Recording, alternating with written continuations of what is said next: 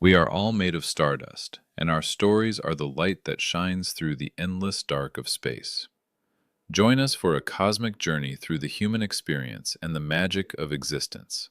Subscribe now and stay connected to the light within us all. I was wrong about my daughter. For 63 years, I believed that whatever mistakes a man makes in his life, his children will be the one thing he gets right.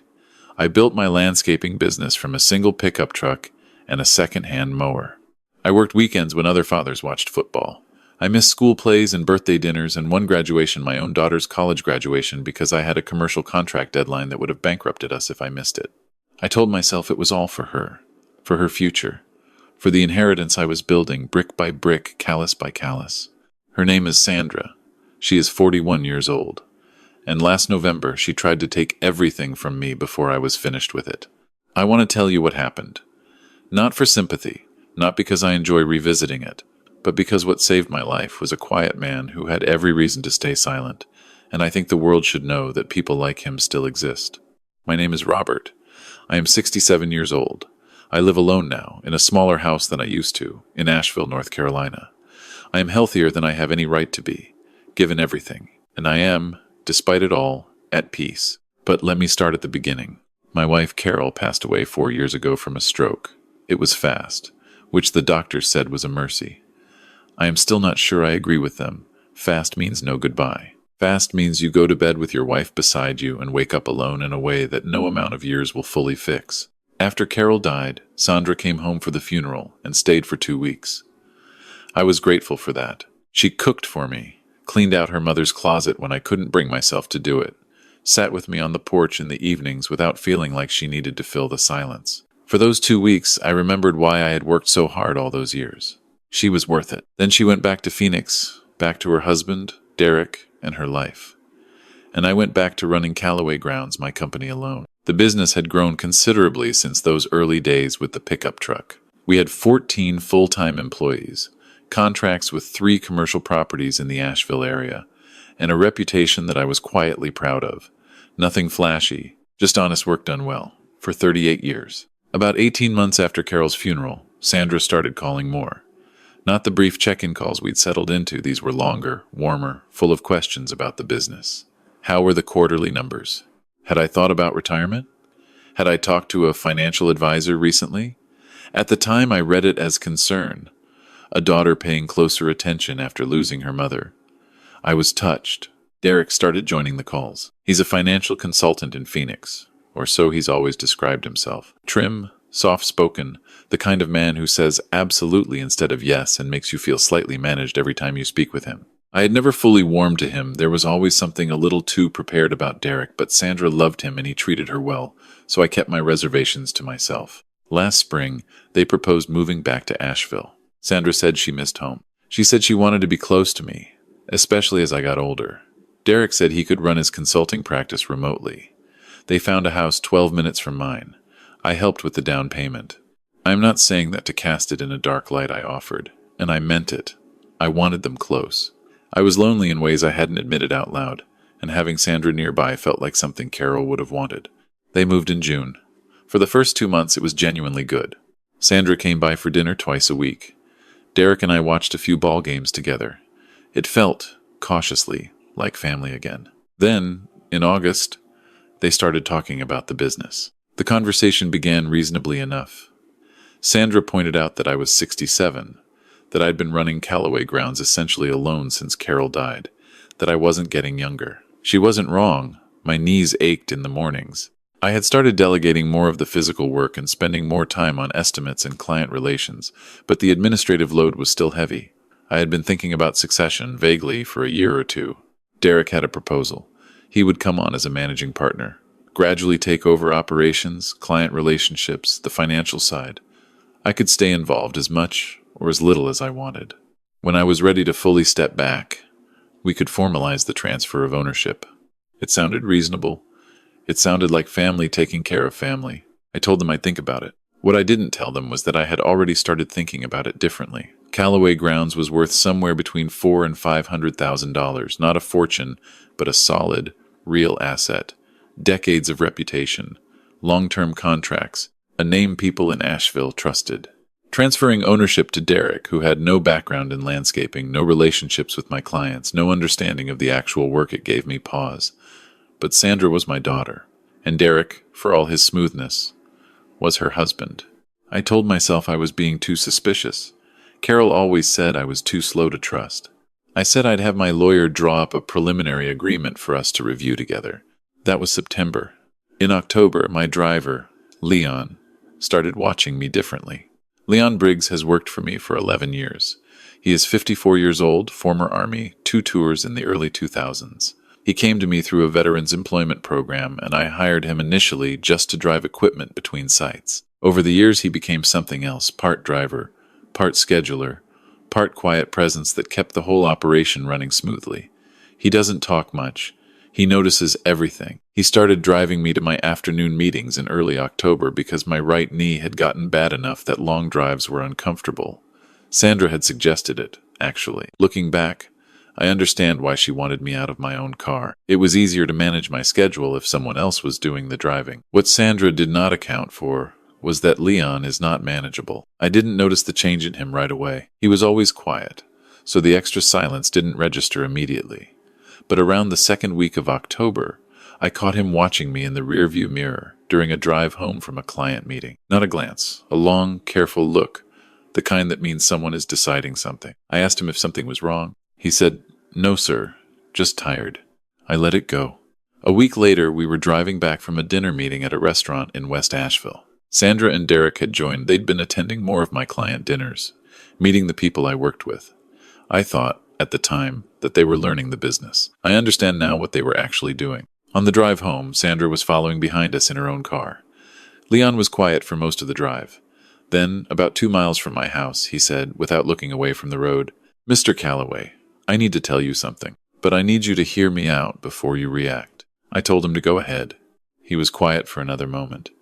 Then he said, "I heard them talking, your daughter and her husband. 3 weeks ago, in the parking lot after the Henderson site visit, I was loading the truck and they didn't see me." He paused again. Leon does not say things quickly.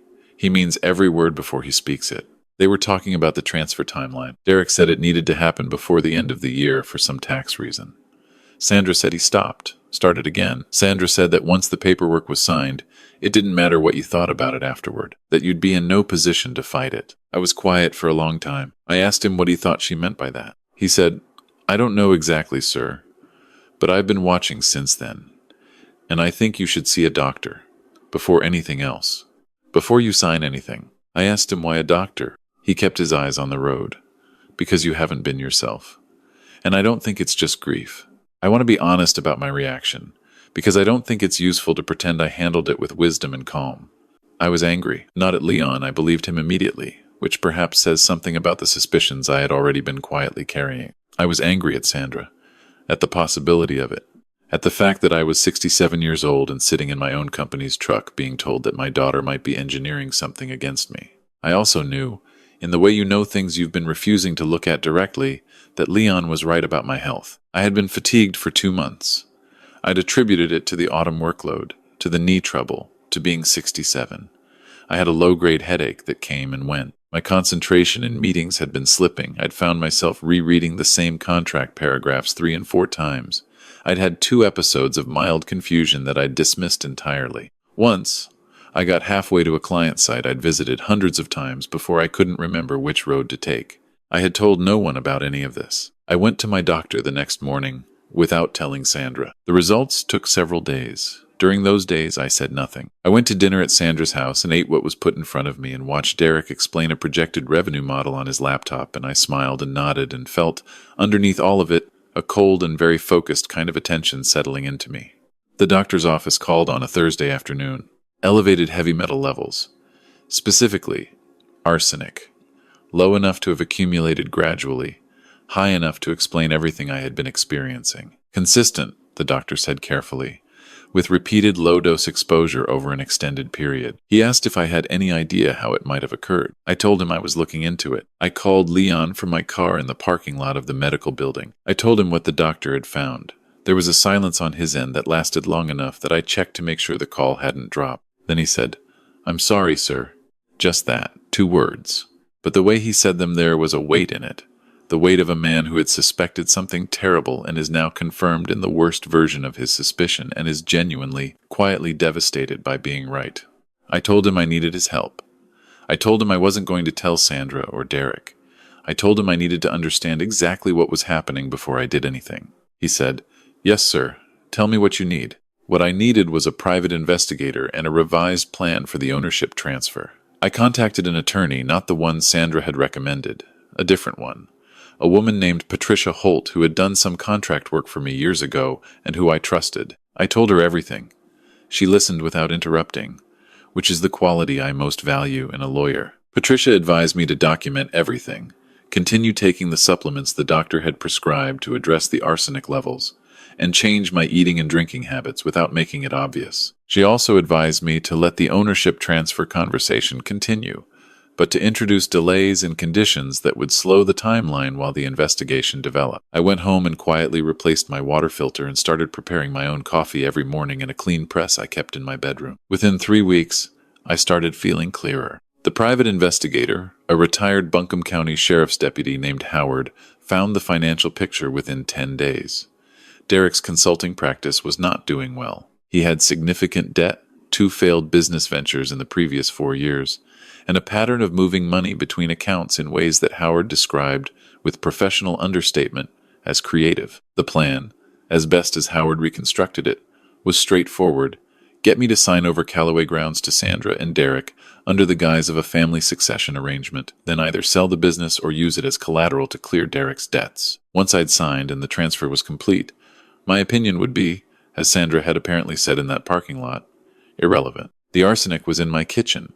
Howard found a compound in a storage cabinet in the guest bathroom, the bathroom Sandra used when she visited, that shouldn't have been there.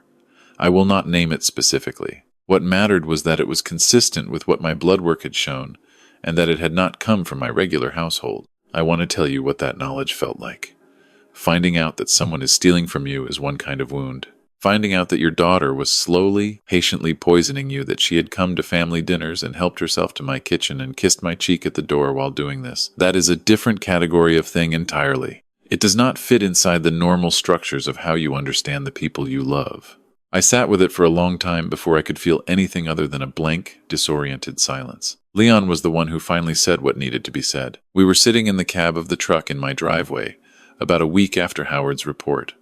I had told Leon what we'd found. He had listened with his hands folded in his lap, the way he listens when the information is serious. He said, "Mr. Callaway, you know what you have to do." I told him I knew. He said, "She's not going to change.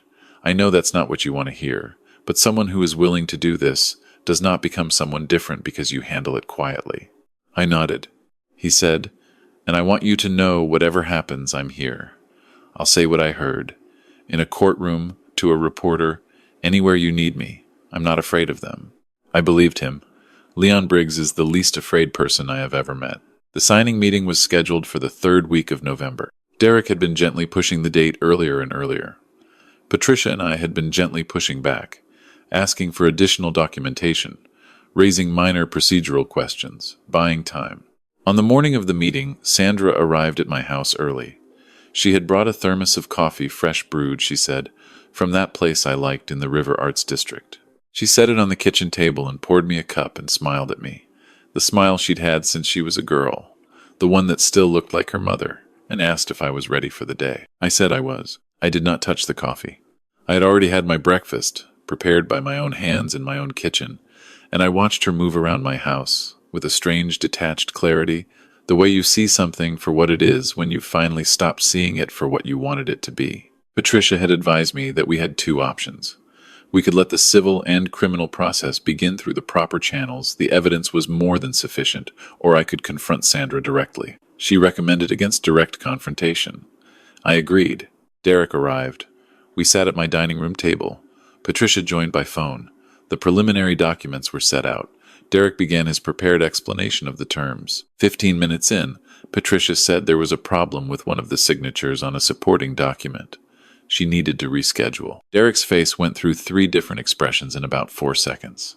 Sandra looked at the table. I thanked them for coming and showed them to the door. The criminal process moved more slowly than the movies suggest.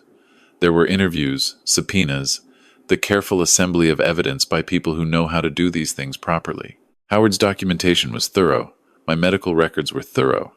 Leon's testimony given in a pre-trial deposition with the same calm directness he brings to everything was thorough. Sandra hired a lawyer who tried to argue that the compound found in my home was unrelated to her, that my arsenic levels could have environmental explanations, that Leon had misheard or misunderstood the conversation in the parking lot. The jury did not find these arguments persuasive. Derek took a plea. His cooperation contributed to Sandra's conviction. I do not know how I feel about that.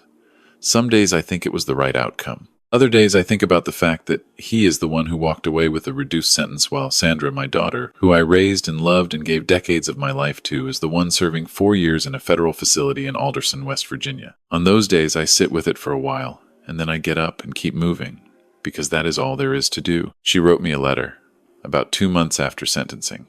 I read it once.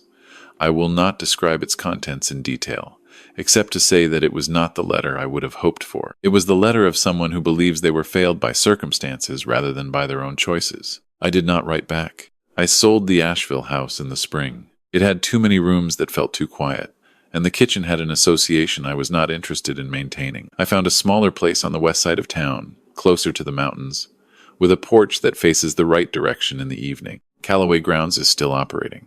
I promoted my site manager, a steady man named George, who has been with me for 9 years, to day-to-day management. I still consult on major client decisions. I am not ready to be done with it entirely. 38 years of building something does not let go of you quietly. What I have done with some of the time I have recovered is help establish a small resource fund, not a formal foundation, nothing with a name on a building, but a real and functioning thing connected to a legal aid organization in Buncombe County that assists elderly individuals who are facing financial exploitation by family members. It came out of a conversation with Patricia, who told me my case was not unusual, that the scenario I had lived through an adult child and a spouse orchestrating a gradual takeover of a parent's assets, sometimes with and sometimes without, the physical element was something she had seen more times than she wanted to count.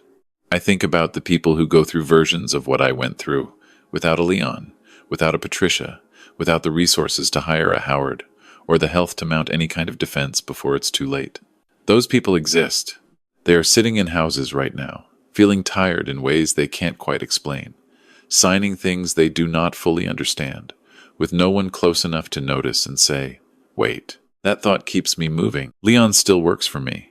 I told him, after the trial, that I was giving him a raise in equity in the business, a 5% stake, formalized by Patricia, ironclad. He argued with me about it. Leon Briggs, who will testify in a federal proceeding without blinking, spent 20 minutes in my office arguing that it was too much. I told him it was not negotiable. He said, Mr. Callaway, I was just doing what was right. I told him I knew that, and that what was right deserved to be recognized, not just appreciated quietly, but actually marked in a way that lasted. He was quiet for a moment. Then he said, Carol would have liked hearing that. He was right. She would have. I took my coffee out to the porch that evening and sat in the kind of silence that is not empty but full of the particular weight of a life that has been tested and has, against the odds, held together. The mountains were doing what they always do in the late afternoon, shifting through their purples and grays, indifferent to everything and somehow comforting because of it. I was wrong about my daughter. I was right about the work, about this town, about Leon, and I am still here. That, it turns out, is enough.